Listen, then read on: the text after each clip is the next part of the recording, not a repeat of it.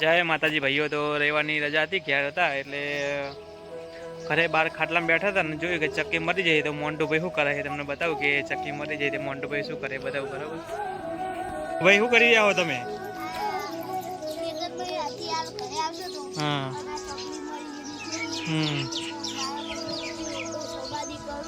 બરાબર બરાબર. કે મોન્ટુભાઈ નો સારો વિચાર આવ્યો છો કે એક ચકલી મરી ગયેલી, ઘરના આંગણે ચકલી મરી ગયેલી પડી હ તે મોન્ટુભાઈ કે ખાડો કરીને દાટી દઈએ, સમાધિ કરી દઈએ તો એને આત્માને ભગવાન શાંતિ આપે.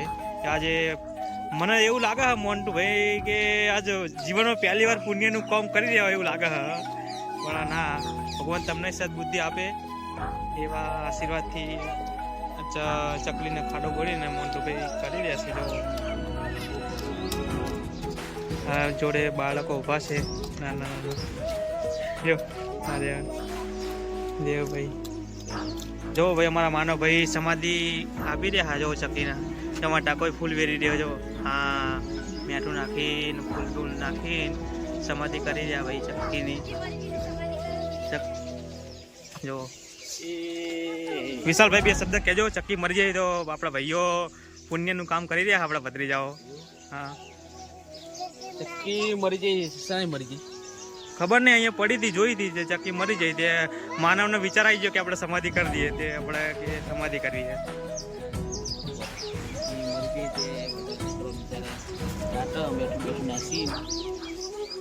માટી નાખી દો, માટી નાખી દો. શાંતિ આપો એ બધા પ્રાર્થના કરજો.